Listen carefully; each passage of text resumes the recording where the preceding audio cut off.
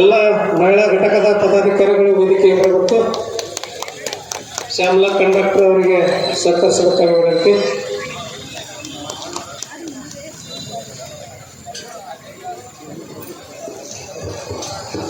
ಹಿಂದೆ ಯಾಕೆ ನಾವು ಶೇಖರ್ ಅವರಿಗೆ ಸನ್ಮಾನ ಮಾಡ್ತಿದ್ದೇವೆ ಅಂದರೆ ಬಹಳಷ್ಟು ಅವರು ಸಾಮಾಜಿಕ ಕೆಲಸಗಳನ್ನು ಮಾಡ್ತಾ ಇದ್ದಾರೆ.